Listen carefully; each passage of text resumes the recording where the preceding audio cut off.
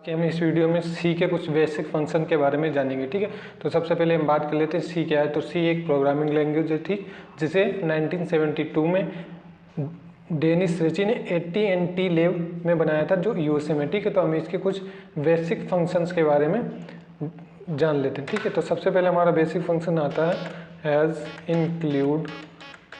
ठीक है, studio .h। ठीक है, तो ये हमारा बेसिक फंक्शन होता है। इसे हम हेडर फाइल भी कहते हैं। ठीक है, स्टूडियो फुल फॉर्म होते हैं स्टैंडर्ड इनपुट एंड आउटपुट। ठीक, सी का कोई भी प्रोग्राम बनाने के लिए हम हेडर फाइल को जरूर इंक्लूड करते हैं। उसके बाद हमारा आ जाता है हैज इंक्लूड conio.h। ठीक, ये भी हमारी एक हेडर फाइल होती है। इसका मतलब होता है कंसोल इनपुट एंड आउटपुट। लेकिन ये जो हेडर फाइल है ये केवल टर्बो सी जो हमारा सॉफ्टवेयर होता था, जो कि काफ़ी पुराना है, केवल उसी में यूज होता है। आज के जो मतलब न्यू टेक्नोलॉजी के जो सॉफ्टवेयर आ चुके हैं, जैसे हमारा विजुअल कोड स्टूडियो हो गया या टर्बो मतलब एक्सी कंपाइलर और आता है, इस तरीके काफ़ी कंपाइलर हैं जिसमें अब हैज इंक्लूड conio.h इनमें हेडर फाइल का उपयोग नहीं होता। ये केवल जो पुराना वाला अपना सॉफ्टवेयर है टर्बो सी का, उसमें यूज होता है। ठीक है, इसके बाद हमारा मेन फंक्शन आ जाता है इंट मेन। ठीक है, तो ये हमारा मेन फंक्शन होता है। मेन फंक्शन का उपयोग क्या होता है, जैसे हम जहाँ प्रोग्राम में मेन फंक्शन को लगाते हैं तो कंपाइलर क्या करता है, वहीं से उस प्रोग्राम को एग्जीक्यूट करना स्टार्ट करता है। ठीक है, मेन फंक्शन के बाद हमारे ब्रैकेट ओपन होता है और ब्रैकेट क्लोज होता है। ठीक है, उसके बाद हम ओपन पैरेंथेसिस करते हैं। अब ओपन पैरेंथेसिस किया है तो इसे हमें कहीं ना कहीं क्लोज भी करना होता है। ठीक है, उसके बाद हमारा बेसिक फंक्शन आ जाता है जैसे इंट। ठीक है, अब देखो इंट का प्रयोग कहाँ पे होता है, जैसे इंट हमने कोई वेरिएबल ए ले लिया। अब इंट का प्रयोग होता है इंटीजर पॉइंट लेने के लिए। ठीक है, इंट का प्रयोग कब होता है, जब हम कोई भी वैल्यू इंटीजर टाइप की लें। ठीक है, तब हमारा इंट का प्रयोग होता है।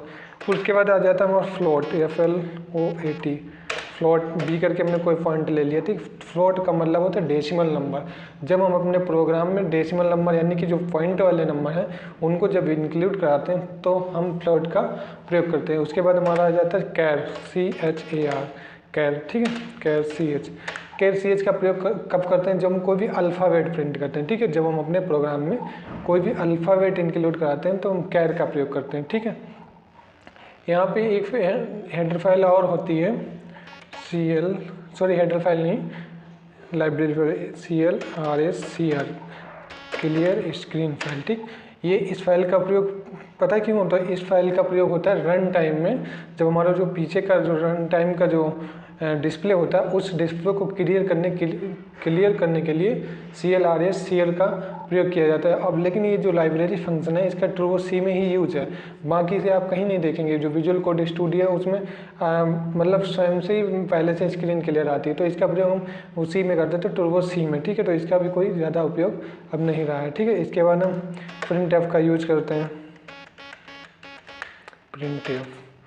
ठीक है, इसके अंदर कोड ऐसे लिखते हैं printf के अंदर। ठीक है, तो printf का मतलब क्या होता है, हम कोई भी मैसेज जब प्रिंट कराना चाहते हैं तो हम printf का प्रयोग करते हैं। ठीक है, इसके बाद हमारा आ जाता है scanf।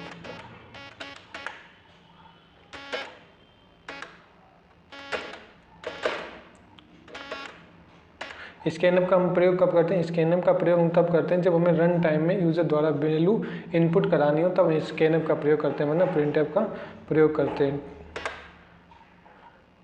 इसके बाद हमारा फंक्शन आ जाता है गेट CH।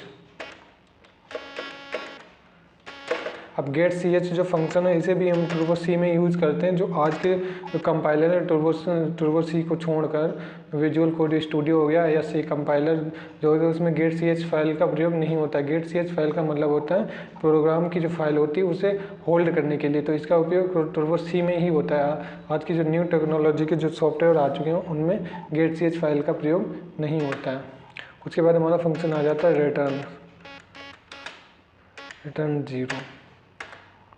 ठीक है, रिटर्न का प्रयोग कब करते हैं, जब हमें रिटर्न 0 का प्रयोग तब करते हैं जब हमें कोई वैल्यू मतलब रिटर्न करनी है, तो हम वहाँ पे रिटर्न 0 का प्रयोग करते हैं। इसके बाद हम अपना कर्ली ब्रैकेट बंद कर देते हैं। ठीक है, अगर जो हम यहाँ पे इंट मेन की जगह इंट वॉइड मेन का प्रयोग करते हैं, वॉइड मेन, इसका भी प्रयोग ज़्यादातर टर्बो सी में ही होता है। तो वॉइड मेन का प्रयोग करते हैं जब, तब यहाँ पे हमें रिटर्न 0 ये फंक्शन नहीं लगाना पड़ता। तो ये सी के कुछ बेसिक फंक्शंस हैं जिनकी सहायता से हम सी का प्रोग्राम बना सकते हैं, ठीक है।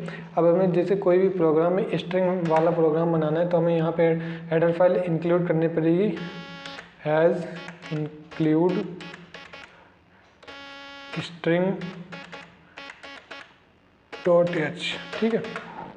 जब हम कोई स्ट्रिंग वाला प्रोग्राम बनाएंगे तो हमें string.h नाम की फ़ाइल इंक्लूड करनी पड़ेगी। अब जैसे कोई मैथ का प्रोग्राम है, जैसे रूट निकालना हो गया और कोई फार्मूला का प्रयोग करना हो गया, ठीक है, या और कोई वैल्यू निकालनी होगी तो हम वहाँ पे प्रयोग करते हैं हैज़ इंक्लूड math.h, ठीक है। तब math.h का प्रयोग कब करते हैं, जब हमें किसी प्रोग्राम में मतलब रूट वगैरह निकालना हो या और कुछ निकालना हो मैथ से संबंधित, तो हम लाइब्रेरी जो हेडर फाइल है हैज़ इंक्लूड math.h इसका प्रयोग करते हैं। इसके प्रयोग से मतलब क्या है, इस जो math.h जो हमारी फाइल है इसमें मैथ के सभी फंक्शन हैं वो पहले से कंपाइलर में इंक्लूड रहते हैं, इसलिए हम हैज़ इंक्लूड स्टूडियो math.h का प्रयोग करते हैं। अब कोई भी प्रोग्राम अगर जो ग्राफिक्स का प्रोग्राम बनाना है तो ग्राफिक्स के प्रोग्राम बनाने के लिए हम क्या करते हैं, हम अपनी फाइल इसमें इंक्लूड करा देते हैं, इंक्लूड ग्राफिक्स .h, ठीक है। तो ग्राफिक्स का प्रोग्राम बनाने के लिए हम ग्राफिक्स .h का प्रयोग करते हैं, ठीक है। अब कोई भी मतलब जो प्रोग्राम है उसे कलरफुल अगर जो बनाना है तो हम अपनी हेडर फाइल इंक्लूड करते हैं हैज़ इंक्लूड DOS.h, ठीक है। कलरफुल प्रोग्राम बनाने के लिए हम अपनी हेडर फाइल DOS.h का प्रयोग करते हैं। इसके अलावा भी बहुत सी हेडर फाइल्स होती हैं लेकिन उनका ज़्यादा उपयोग नहीं होता है, ठीक है। सी कोई मतलब ज़्यादा हार्ड लैंग्वेज नहीं है, इसे जो सीखा जाए तो आसानी से सीख सकते हैं। तो यही सी के कुछ बेसिक फंक्शन हैं जिनके बारे में हमने आपको बताया, ठीक है।